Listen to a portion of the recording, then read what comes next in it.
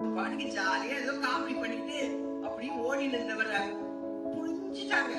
என் பிள்ளைங்களை எல்லாம் நேர்ல பாத்துருக்க முடியாது. சூர்யா சூரி நம்ம தப்பா பாக்குறோமோ அப்படின்னு சொல்லிட்டு ஒரு மேகம் ஷார்ட் போட்டதுக்கு அந்த தியேட்டரே கிளாப் பண்ணியே அடங்கல. அந்த சாங் நாளைக்கு ஷூட்டிங்னா நான் இன்னைக்கு தான் கன்ஃபார்ம் பண்ணேன்.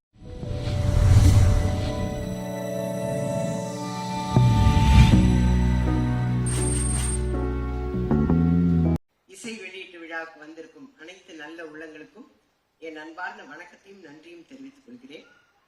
இப்ப மேடையில உட்கார்ந்து இருக்கிறது அத்தனை பேரும் என் பிள்ளைங்க தான். அதுவும் என் ஃபேவரட் பிள்ளைங்க எல்லாருமே இருக்காங்க.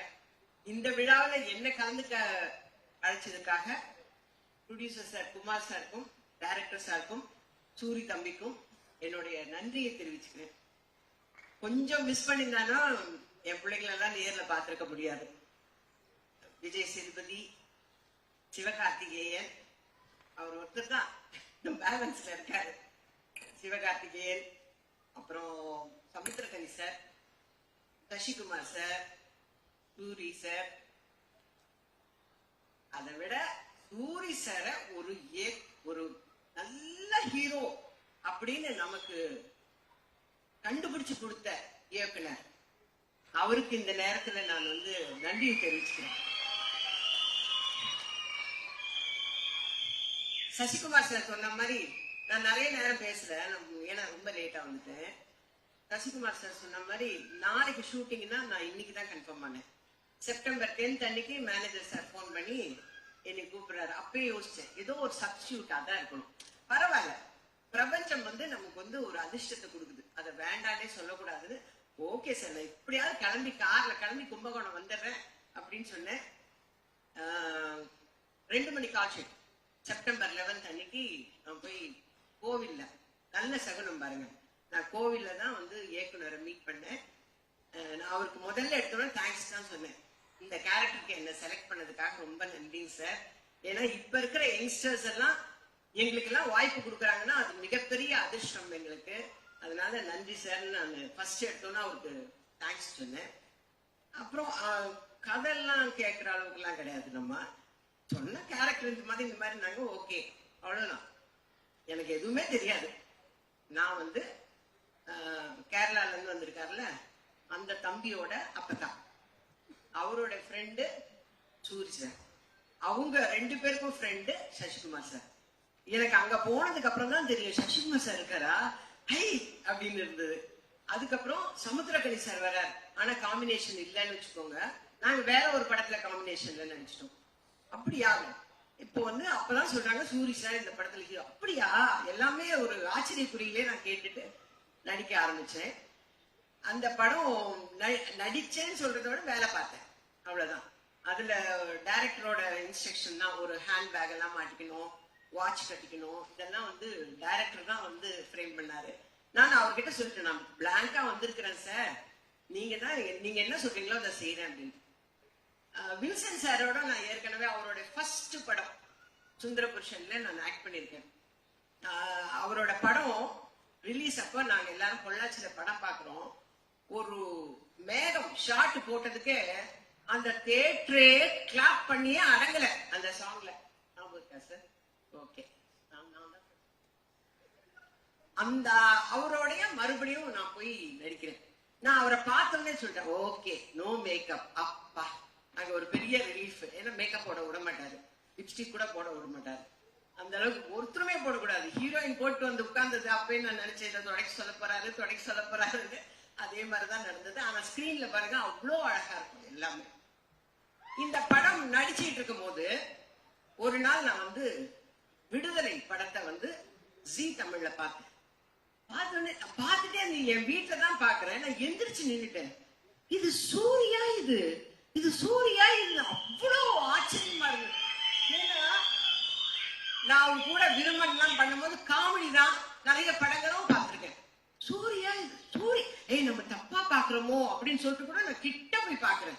அவர் அந்த வாத்தியார் விஜய் சேதுபதி புடிச்சு கொடுக்கணுங்கிறதுக்காக இங்க இருந்து ஜம்ப் பண்றாரு, அங்க இருந்து ஜம்ப் பண்றாரு. எனக்கு ஆச்சரியமா போச்சு. அடுத்த 2 நாள் கழிச்சு அவரை மீட் பண்ண உடனே நான் கட்டி பிடிச்சிட்டேன், எப்பா நீ ஏப்பா இப்படி பண்ண, டைரக்டருக்கு தோணுச்சு, நீங்க வந்து ஒரு நல்ல ஹீரோவா வர முடியும், ஒரு கதைக்கு மெயினான கேரக்டர் நீங்க பண்ண முடியும், எப்படிப்பா அந்த டைரக்டருக்கு தோணுச்சுன்னு நான் திரும்ப திரும்ப அதே தான் கேட்டுட்டு இருந்தேன். நான் சொன்னேன், அவரை என்னைக்கு மீட் பண்ணாலும் நான் சொல்லுவேன், சார் உங்களுக்கு எப்படி சார் அவரு தான் இந்த கேரக்டருக்கு சூட் ஆவார்னு எப்படி சார் தோணுச்சு உங்களுக்கு அப்படின்னு நான் அவர்கிட்டே சொல்லிட்டு இருந்தேன். அதே மாதிரி நடிக்கும் போது ஒரு குடிக்கிற சீன் மாதிரி ஏதோ ஒண்ணு வச்சிருந்தார் சாரு. அதுல நடிச்சிட்டு இருக்கும் போது சூரி சார் கொஞ்சம் காமெடி பண்ணா கூட எனக்கு சூரி தெரிய வேணாம். ஏன் டைரக்டர் சூரி தெரிய வேணான்றாங்க?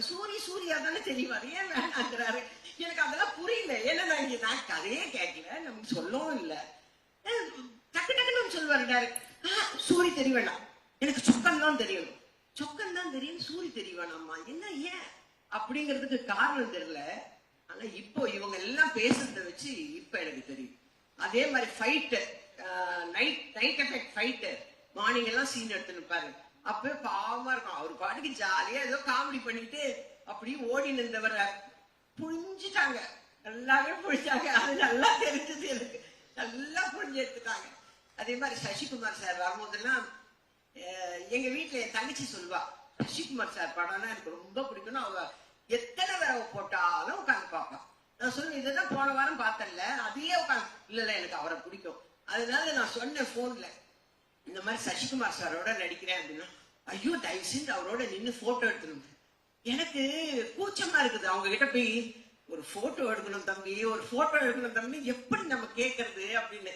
அப்புறம் சொல்லிட்டேன், என் தங்கச்சிக்கு உங்களை ரொம்ப பிடிக்கும், அதனால உங்களோட ஒரு போட்டோ எடுக்கணும். அந்த ஷூட்டிங்கே வந்து நான் ரொம்ப ஜாலியா இருந்தேன். எனக்கு கடைசி வரலாம் குமார் சார் தான் ப்ரொடியூசருங்கிறதே தெரியாதுங்க. டப்பிங் போகும்போது எனக்கு தெரியும். எனக்கு டோட்டலா கதையும் தெரியாது, யார் யார் நடிக்கிறாங்கன்னு தெரியாது, யார் டைரக்டரும் தெரியாது. செப்டம்பர் 10ஆம் தேதி லோகநாதன் சார் போன் பண்றாரு, கன்ஃபார்ம் பண்றாரு, 11ஆம் தேதி காலையில புறட்டு போறேன், 2 மணிக்கு நடிக்க ஆரம்பிச்சு தான் தெரியும் எனக்கு. டோட்டலா எனக்கு எதுவுமே தெரியாது. ஆனா ரொம்ப சந்தோஷமா இருந்தேங்க, ரொம்ப. அதாவது என்னோட அசிஸ்டன்டே சொல்லுவான், ஐயோ இந்த படம் சீக்கிரம் முடிஞ்சிச்சம்மா, இதுக்கு மேலதான் நம்மளை வச்சு வேலை வாங்க மாட்டாங்க அப்படின்னு சொல்லுவேன். அவ்வளோ சந்தோஷமா ஒர்க் பண்ண படம் இது. ஆச்சரியக்குறியோடவே ஒர்க் பண்ண படம். ஏன்னா விடுதலை பார்த்ததுக்கு அப்புறம் இப்படி ஒரு ஹீரோ இருக்காரு, இப்படி ஒரு கேரக்டர் ஆர்டிஸ்ட் இருக்காரு நமக்கு அப்படின்னு தெரிய வச்சது. அதே மாதிரி மலையாளத்துல இருந்து வந்த ஹீரோ இருக்காரு பாருங்க, டைரக்டர் சொன்னாருங்களா, அவரை வந்து ஒரு வெறியோட தான் நடிப்பார். அது உண்மை. ஒரே ஷாட்ல கிளைமேக்ஸ் முன்னாடி அப்படி வந்து பிடிக்கணும்.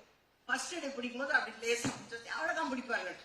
அடுத்து டேக் அப்ப அப்படி பிடிச்சாங்க அப்படின்னு நினைச்சா, ஐயோ இந்த பையன் எப்படி பிடிக்கிறாங்க அப்படின்னு.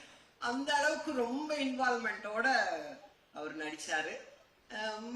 ஹீரோயின்ஸோட எல்லாம் அவ்வளவு காம்பினேஷன் இல்லை, பட் எல்லாருமே ரொம்ப அழகான ஹீரோயின்ஸ். ஏன்னா எங்க வில்சன் சார் கைப்பட்டாவே அப்புறம் எப்படி இருக்கும், அவ்வளவு சூப்பரா எடுத்திருக்காங்க. நான் ரொம்ப சந்தோஷமா நடிச்ச படம் இது. சமீப காலத்துல நான் நடிச்சதுலயே ரொம்ப சந்தோஷப்பட்டு நடிச்ச படம் இது. அந்த மாதிரி விரைவில் நான் வந்து சிவகார்த்திகேயன் சாரோடவும் ரொம்ப சந்தோஷமா ஒரு படம் நடிப்பேன்னு எதிர்பார்க்கிறேன். இதோட எத்தனை தடவை தான் நான் இந்த சூரி சார் தான் மதுரையில இருந்து சாப்பாடு எடுத்து வந்து தேனியில கொடுப்பேன். அந்த அளவுக்கு ரொம்ப எல்லாருமே சந்தோஷமா வேலை செஞ்சிருக்கிறோம் ஒரு ப்ராஜெக்ட்ல அப்படின்னாவே, அந்த அந்த ப்ராஜெக்ட் வந்து எங்களுடைய பிளஸிங்ஸ், எங்களுடைய சந்தோஷங்கள் அந்த ப்ராஜெக்ட நிச்சயமாக ஒரு வெற்றி ப்ராஜெக்டா கொண்டு வரும். அதை மேலும் வெற்றி ஆக்குறது உங்க கையில எல்லாம் இருக்கு. இந்த அருமையான சந்தர்ப்பத்தை கொடுத்த அனைத்து நல்ல உள்ளங்களுக்கும் என்னோட அன்பார்ந்த நன்றியும் வணக்கத்தையும்